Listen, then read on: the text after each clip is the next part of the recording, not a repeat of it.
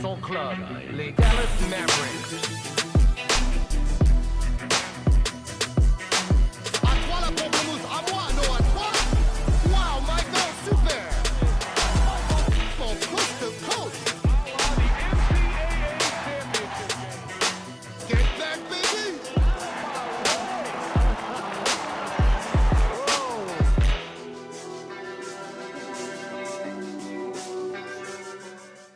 Salut tout le monde, bienvenue dans Rowdy Mavs, le podcast en français entièrement dédié aux Dallas Mavericks. Suivez Rowdy Mavs sur votre plateforme audio préférée et n'oubliez pas d'aller sur notre chaîne YouTube pour nous envoyer vos commentaires et vos questions. On adore échanger avec vous et j'espère que vous allez nous dire si vous êtes content ou pas de l'événement du jour, c'est-à-dire le limogeage de Nico Harrison. C'est officiel, on a fire Nico. Aujourd'hui, c'est le 11 novembre. Je me rappelle où j'étais pour la finale de la Coupe du Monde de foot. Je me rappelle où j'étais pour le 11 septembre. Quentin, est-ce que dans 10 ans, tu te rappelleras où tu étais ce 11 novembre 2025 ? Salut Bern, salut tout le monde. Déjà, t'as demandé s'il y a des gens qui sont contents ou pas d'avoir viré Nico. J'espère qu'il n'y a pas une personne qui me dit non, moi je suis triste, je le regrette, hein. Alors écoute, est-ce que je m'en souviendrai en 10 ans? Je pense que oui. Ce qui est sûr, c'est que pour moi, le 2 février est marqué à jamais, jamais. C'était un truc de fou. Bon, le 11 novembre, on est quand même sur un cran en dessous, mais journée libératoire. Bref, c'est quand même une très, très, très grande journée. Et cette période-là, du 2 février au 11 novembre 2025, là, c'est 9 mois, là, cette grossesse affreuse, là. Je vais m'en souvenir pendant longtemps de cette période voilà, qu'on a vécue tous les trois avec tout le monde. Bref, content que ça soit terminé. On va essayer de clore cette période. Nico, ça va être un challenge là dans les épisodes à venir. À ton avis, est-ce qu'on va pouvoir faire un épisode sans prononcer le nom de Luka Doncic ? Écoute, a priori, l'événement d'aujourd'hui devra essayer de faciliter ça, en fait, parce que c'est ce qu'on attendait, de pouvoir tourner une forme de page, tu vois. Alors, ça n'a jamais vraiment tourné la page, mais en tout cas, ça va nous aider. Écoutez, je regarde par ma fenêtre, je vois pas encore les feux d'artifice et les feux de Bengale, mais ils vont peut-être pas tarder, parce que je pense que c'est quand même une bonne journée pour les fans des Mavericks, et de toute façon, ça devenait insoutenable et intenable. Donc, ça devait arriver, c'est enfin arrivé. Donc l'ami Papate, Patrick Dumont, il a enfin agi, là. Ça y est. Bon les gars, je m'excuse pour mon son là, je suis sur mon téléphone parce que j'ai pas eu le temps d'installer mon PC. Il a pas survécu au limogeage de Nico Harrison. Donc je m'excuse auprès de tous les auditeurs si je suis pas super audible aujourd'hui, mais bon, il fallait absolument qu'on parle de ce qui s'est passé aujourd'hui. Juste un truc, Quentin, est-ce que tu sentais venir ça? Parce que bon, oui, il y avait les résultats catastrophiques des Mavs depuis le début de saison. Il y avait beaucoup de Fire Nico pendant les matchs à domicile, mais est-ce que tu t'attendais à ce que ça soit si rapide là, cette semaine? Alors honnêtement oui, si tu m'avais posé la question il y a une semaine, je t'aurais dit non, mais en fait ça a beaucoup évolué ces derniers jours, et puis bah, ceux qui me suivent sur Twitter ont pu le voir. Hier dans l'après-midi, j'ai mis le petit mème du lapin là, qui montre l'horloge, qui me montre hop, le temps passe, on arrive à l'échéance, et puis à la sortie du match contre Milwaukee, je sais plus exactement qu'est-ce que j'ai dit, mais j'ai dit un truc genre je sens que cette semaine ça sera fait. On va en reparler, mais le fait que dans un match serré, où le match se joue, les fans chantent Fire Nico, alors que nos joueurs sont sur la ligne des lancers francs, c'est quand même quelque chose de très très très significatif, un message très fort. Et là, ouais, je me suis dit, ok, ça va arriver vraiment vite. Donc ouais, ces derniers jours, ça a beaucoup escaladé, je pense, et du coup, je m'y attendais, je m'attendais pas à ce que ce soit aujourd'hui même, mais écoute, bon voilà, il vaut mieux sooner que later, comme on dit. Hier soir, tu l'as dit, hein, hier soir, il y avait le match contre les Bucks. Les Mavs mènent, même dans le quatrième quart-temps. Il y a des lancers francs cruciaux qui sont tentés par nos Mavericks. Et on a quand même entendu les chants Fire Nico pendant ces moments très tendus. Même Cooper Flagg a eu le droit à ses Fire Nico pendant ses lancers francs. C'est quand même dire que les fans en avaient eu jusque-là et que peut-être que Patrick Dumont, il a réalisé que ça pouvait plus continuer comme ça, Nico. Ouais, mais je pense que c'est toute la négativité là qui s'exprime. Ça devenait un environnement de plus en plus toxique, enfin pour tout le monde en fait, hein. Pour les joueurs aussi, pour les fans. Enfin, ça devenait intenable en fait. Donc là, il y a une obsession qui était vraiment de laisser. On ne supporte plus Nico Harrison. Et je pense qu'il y a une dimension qui est la dimension statistique pure. il y a la dimension émotionnelle que tu décris régulièrement, Quentin, qui est là. Et surtout, là, en arrivée, ça ne faisait que grimper en tension. Donc, de toute façon, ça devenait intenable. Et du coup, moi, je suis effectivement un peu comme toi, semi-surpris que ça arrive là, parce que la pression, tu vois, enfin, un match hier, honnêtement, je dis pas que les Mavs auraient gagné hier, mais en tout cas, il y avait tellement de toxicité dans l'environnement qu'il fallait couper là, il fallait couper le bras, il fallait aller de l'avant, parce que là, ça devenait vraiment gérable, quoi.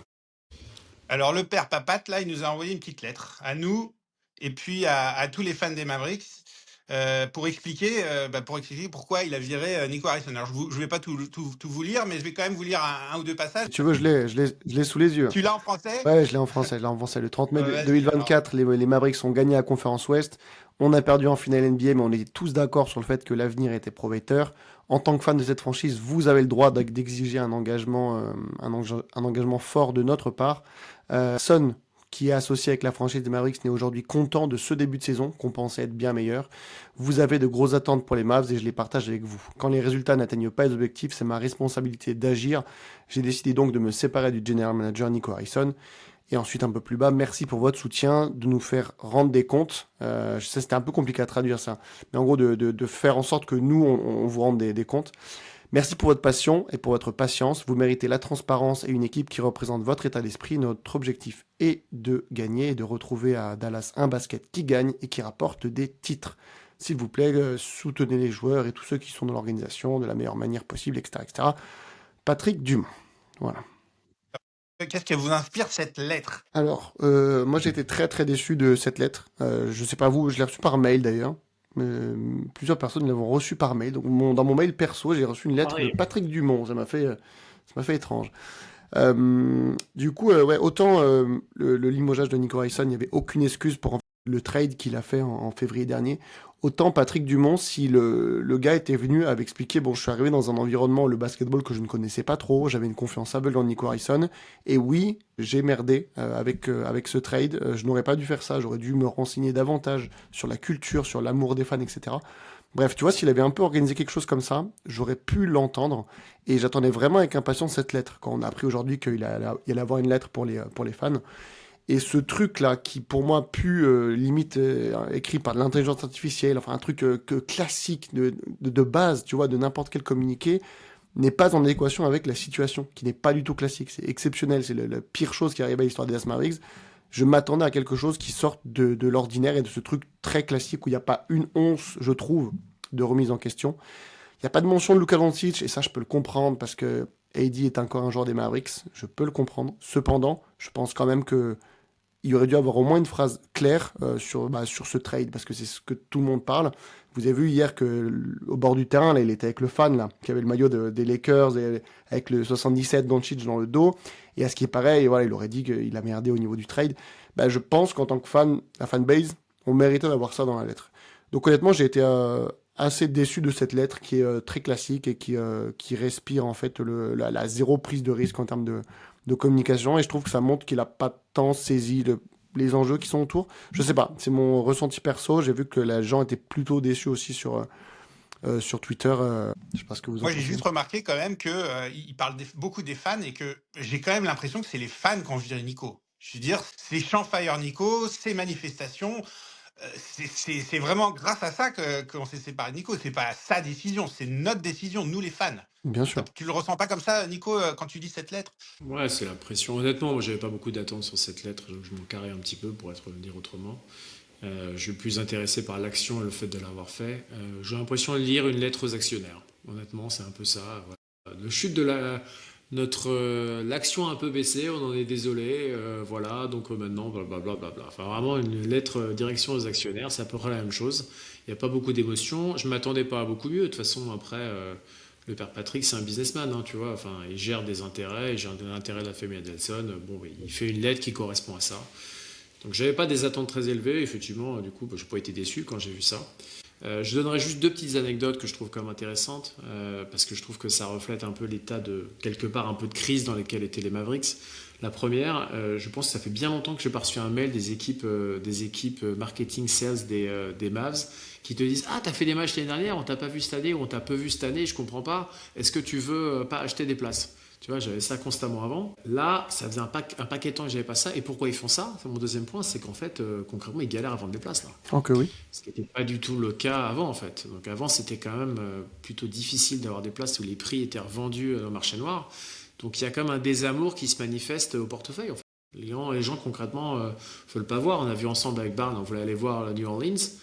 Je crois que ça fait des années que j'ai pas vu des places bien placées aussi à des tarifs aussi abordables. Il y a quand même un désamour qui se manifeste au niveau du portefeuille. Et ça Papat, il comprend bien ce langage-là aussi. Hein. Et les actionnaires aussi. Donc voilà, c'est aussi une des raisons pour lesquelles, à mon avis, ils ont tranché dans le vif. En plus de la toxicité qui, effectivement, agaçait tout le monde et lui-même. Tu vois, t'imagines bien, t'es un peu le roi du monde, tu vas t'asseoir sur ton siège et tu te fais à moitié insulter par toute la salle. Le mec, il a pas signé pour ça. Hein. Donc, il veut une situation un peu plus pacifiée. Alors, il a fait des conneries qui l'ont amené là-dessus. Ouais. Enfin, il n'a pas signé pour une Oui. situation toxique. Si c'était un peu renseigné, il aurait compris que.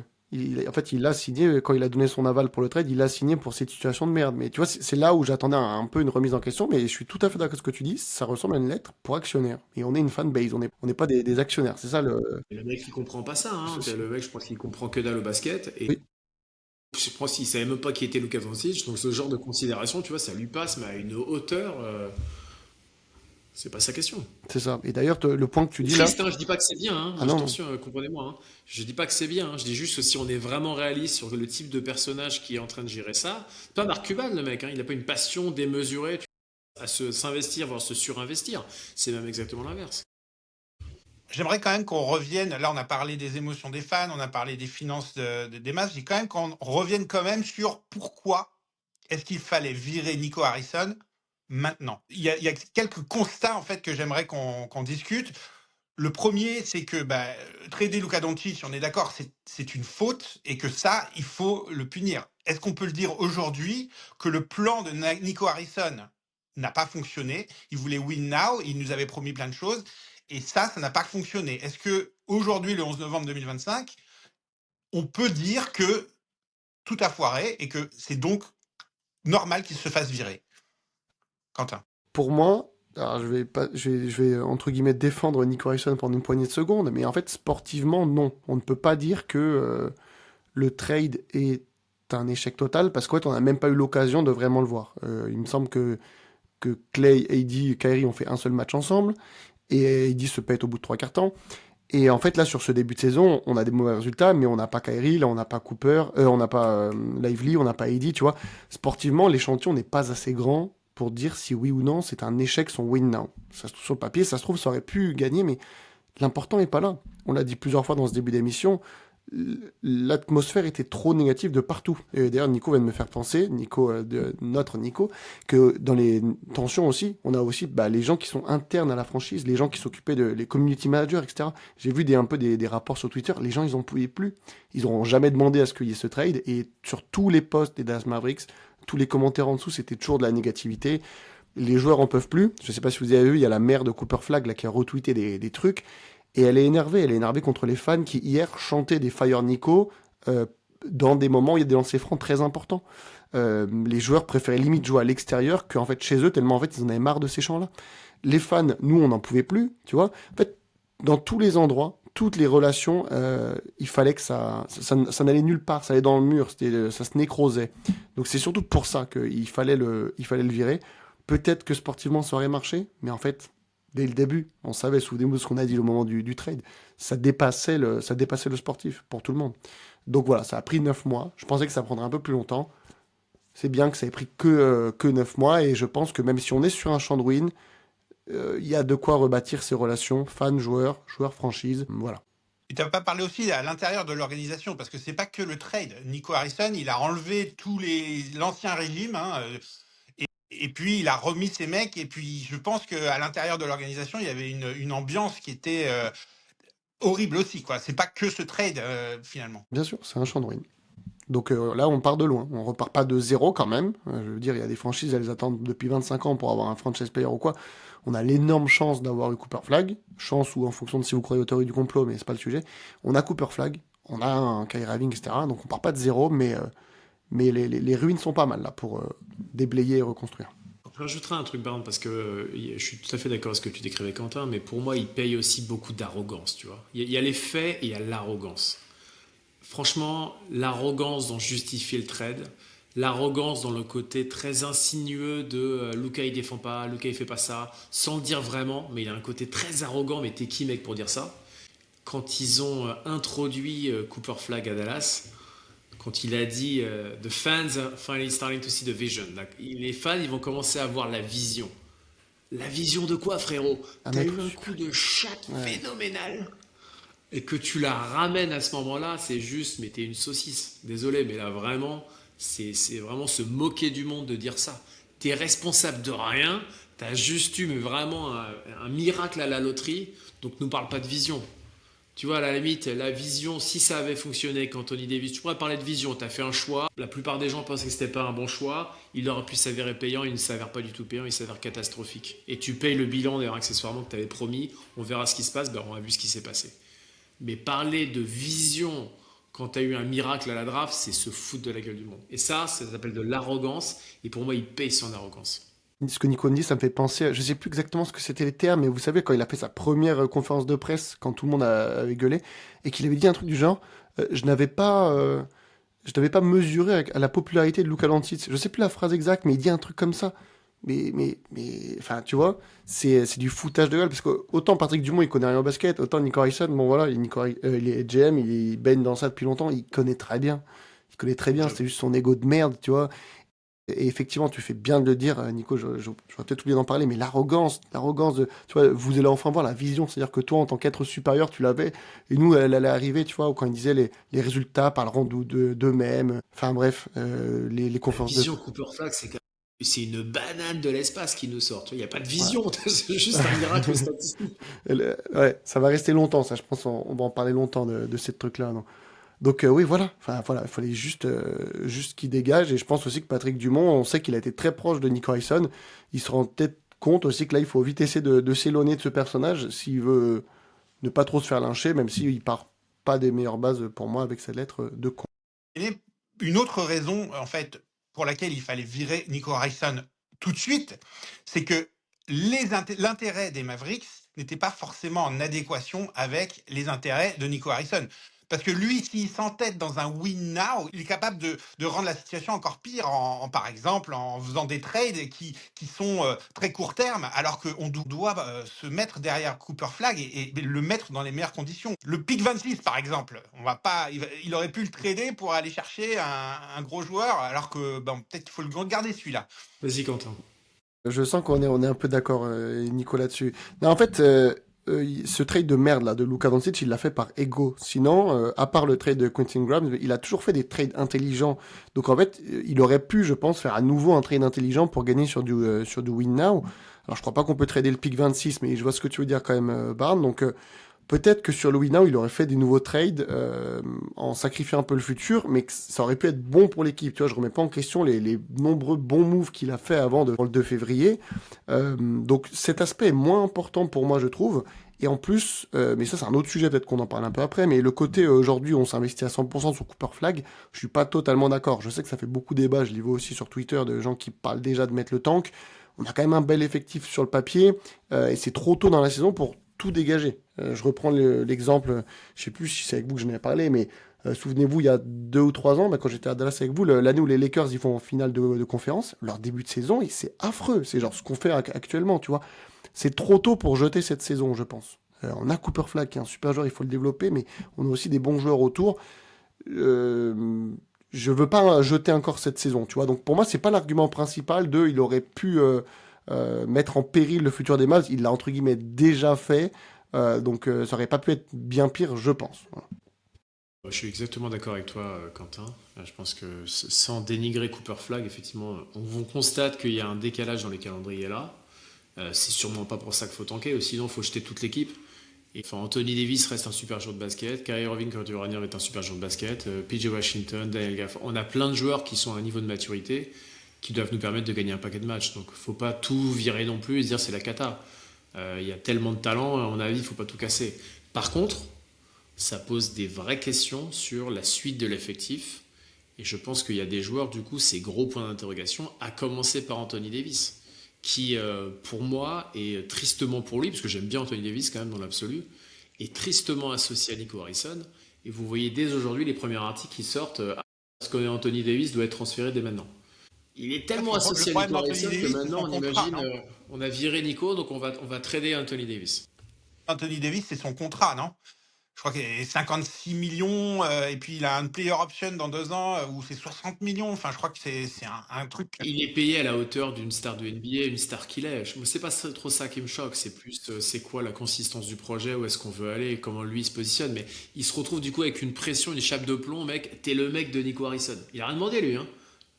T'es le mec de Nico Harrison. C'est un peu injuste pour lui. Donc. Et je pense que la fanbase, on est quand même assez conscient de ça. Je suis d'accord sur le fait qu'il a une pression, mais je vois autant de cette 100% de la fanbase, avec 99% de la fanbase déteste est Nico Harrison, mais on apprécie quand même tous beaucoup Anthony Davis. On sait qu'il a rien demandé dans cette histoire de trade. Et la plupart des gens, je pense qu'on est capable de se rendre compte effectivement de très bons joueurs qu'il est quand il joue. Il mérite son contrat, honnêtement, quand il est le niveau d'Anthony Davis l'an dernier, Lakers, un petit peu ce qu'on avait à Dallas, il les mérite, hein, c'est 50 patates. Donc c'est plus en fait le fait qu'ils soient arrivés dans ce projet construit par Nico Harrison. Harrison n'est plus là.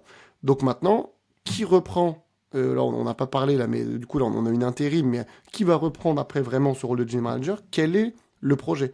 Et c'est le point d'interrogation, il est sur l'âge versus l'âge de Cooper Flag, etc. Il y a une vraie question, mais je pense pas, je suis pas en tout cas maintenant de la team Tank, pas encore maintenant. Mais ça, voilà, il va falloir encore quelques semaines pour voir où on en est vraiment dans notre niveau. Bon, en tout cas, pour nous, les fans, ça va vraiment nous permettre de faire le deuil de cette ère de Luka Doncic et de vraiment passer dans cette nouvelle ère. Alors, je sais pas, j'ai envie de l'appeler l'ère Cooper Flag. Donc, est-ce que c'est vraiment le début de cette nouvelle ère Cooper Flag là qui commence? On peut vraiment faire le deuil du passé. Moi, Nico? j'ai une théorie. J'ai une théorie, on verra si elle s'applique ou pas. Je pense que ça va aider les joueurs psychologiquement. Tu sais, dans l'épisode précédent, en disant qu'ils sont un peu au fond du trou, tu vois. Cette toxicité les impacte dans leur niveau de basket. Je pense que ça va les aider, en fait. Et je pense que ça va libérer et plus avoir des événements qui les emmerdaient, tu vois, comme c'est exactement ce que tu décrivais hier soir sur le match que tu dois gagner à Milwaukee. Et puis, tu as besoin de stabilité, et puis en fait, tu n'en as pas dans ta propre salle. Je pense que ça va les aider à être meilleurs sur le terrain, tu vois, et être plus apaisés si le terrain est bon. Pour moi, c'est effectivement la fin officielle du chapitre trade Nico Harrison, trade Luka Doncic Nico Harrison. Faut être bien conscient quand même qu'on perd des fans dans cette histoire, hein. On perd des fans, déjà des gens qui ont décidé de suivre Luka et de suivre Los Angeles.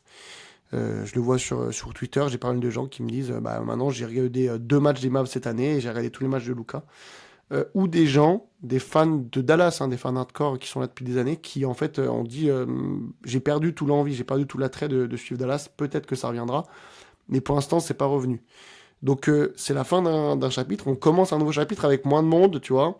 Et j'espère qu'on va pouvoir grandir à nouveau, et je parle aussi pour moi, tu vois. J'espère que l'amour que j'ai eu pour les Mavericks, qui honnêtement a été bien plus fort il y a de ça quelques années que ce qu'il est maintenant. Aujourd'hui, je suis très content de suivre les Mavericks parce que je suis content de faire les podcasts avec vous, je suis content d'interagir sur Twitter, mais les matchs en eux-mêmes, c'est plus ma préoccupation principale aujourd'hui, comparé à ce que j'ai vécu il y a quelques années, et ce qui m'a fait venir à Dallas pour vous rencontrer, tu vois.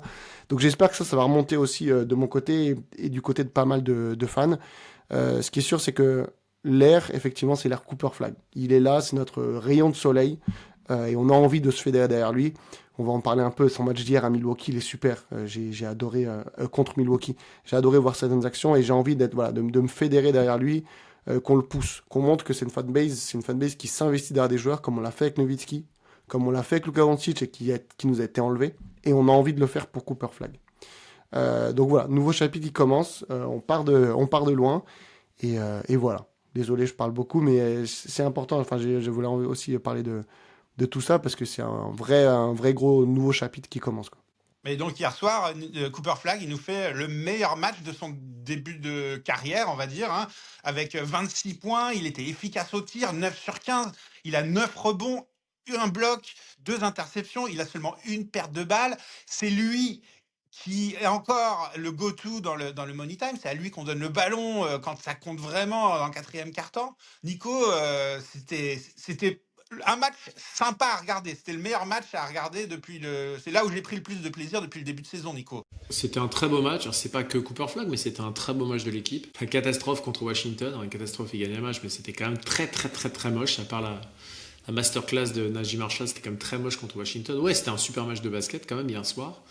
C'est dommage qu'ils perdent en fait une nouvelle fois, parce qu'ils menaient de 11 points comme au quatrième carton, ils laissent filer le match. Mais il y a quand même plein de raisons, c'est là où je suis un peu différent de Quentin, tu vois, il y a quand même plein de raisons. En tout cas, moi je trouve plein de raisons de s'enthousiasmer quand même avec cette équipe, qui est différente de celle passée, c'est sûr, mais je crois quand même plein de raisons de s'enthousiasmer. Moi j'ai kiffé Brandon Williams, j'ai kiffé Cooper Flag évidemment, je kiffe l'espèce d'ascension de Moussa Cissé qui sort de nulle part, qui nous donne des minutes et qui a une énergie incroyable. Puis Washington qui a eu des belles séquences. Donc il y a quand même une belle équipe. C'est pas parfait et tout, mais il y a quand même plein de raisons de se satisfaire. Et Cooper Flag, en plus de la notion statistique que tu as donnée, et les statistiques sont justes, il y a une impression visuelle et une impression de je commence à prendre mon envol, je suis de plus en plus juste. C'est kiffant, tu vois. Il a 18 ans une nouvelle fois, tu te dis, putain, au bout de son 11e match, je crois que c'était 11e match NBA, ouais, c'est ça, 11e match NBA hier soir, tu le sens déjà en train de t'es en train de franchir un peu des étapes, de s'améliorer, et tu dis, ouais, le futur, il va être ouf, quoi. Il allait défier Giannis. Moi, j'avais un peu des frissons. Enfin, c'était le moment où j'ai le plus de frissons du match. C'est ce moment où il va défier Giannis. Bon, je pense qu'il y va pour dunker ou je sais pas quoi. Il se rend compte qu'en fait, bon. Et puis il a dit en interview, c'est un colosse, le type.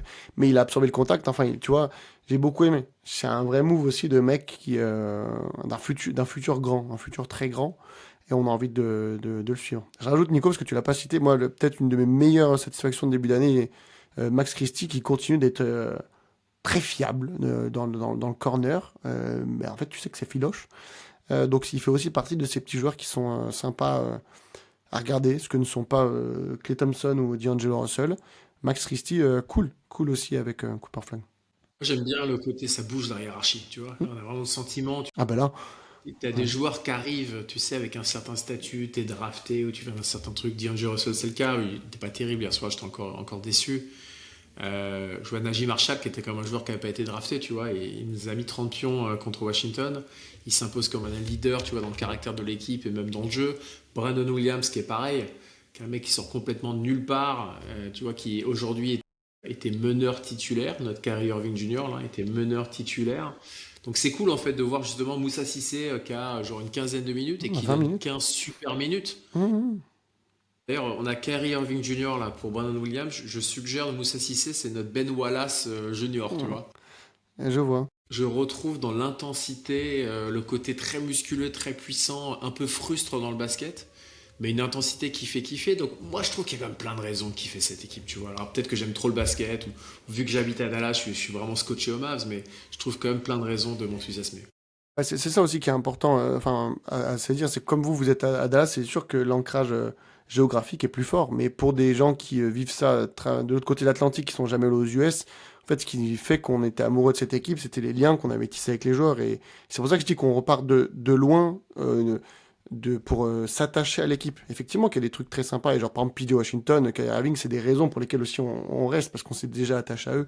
Mais c'est plus qu'on repart de zéro pour beaucoup de joueurs. Mais bien sûr qu'il y a des joueurs qui donnent envie, qui sont sympas.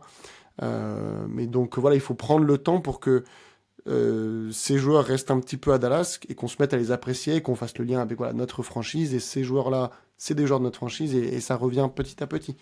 Donc voilà, mais chaque performance de 45 points de l'autre, là, je dirais pas son nom parce que tu as dit qu'il y avait un challenge, Bard, nous continuera à nous faire mal, hein, ça c'est sûr. Ça va rester, ça passera peut-être petit à petit avec le temps.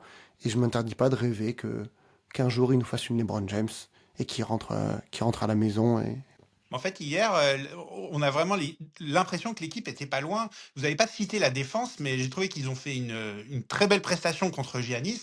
Et ils ont eu la troisième meilleure défense de NBA. Donc finalement, défensivement, ils ont l'air de bien marcher en équipe. Il faudrait améliorer, bien sûr, l'attaque. On a suffisamment dit qu'ils avaient une attaque horrible depuis le début de saison. Mais il y a une assise défensive qui me semble en place. Hein. Troisième défense de NBA, Quentin. Ouais, Contre une adversité peut-être un peu moindre, c'est ça que tu allais dire. Moi qui suis un j'aime nerd bien de... l'enthousiasme. Ouais. Moi, j'étais le premier enthousiaste. Bon, on va se détendre quand même. Ça n'est que Milwaukee qui était en back-to-back. Hein. On va se détendre un coup. Oui, ok, ils étaient pas mal. Ils étaient en back-to-back. Ils étaient bien rincés d'un match très intense contre les Rockets la veille. Bon, Ils auraient pu le prendre, ils l'ont pas pris. Une belle adversité, mais bon, j'attends. Tu sais, on parlait de continuité, t'as raison. Les liens de nouvel amour avec les Mavs vont se tisser avec le temps. Ça sera la même chose pour les victoires et les matchs. On va se laisser un petit peu de temps. On va apprécier ce qu'on voit. Que la troisième, enfin je sais pas exactement ce que c'est la stat, mais bon, moi qui suis un nerd des stats, au final là c'est pas très représentatif parce que vu le début de saison pourri, j'ai du mal à me dire qu'on soit troisième. Mais bon, le programme a été très facile. Là encore cette semaine, c'est 100% de matchs à domicile et aucun back-to-back. Enfin à la fin de cette semaine, je crois que sur 11 matchs, on en aura fait... enfin 11 plus 4 sur 15 matchs, on aura fait genre 12 à la domicile. En tout cas, c'est... 2026, ça va être entièrement à l'extérieur en Ouais, fait. Il y en a voilà, qui c'est vont ça. jamais rentrer chez eux, ça va être Kairi, constamment dans la merci, ville. bienvenue, mais là, voilà, t'es à l'extérieur.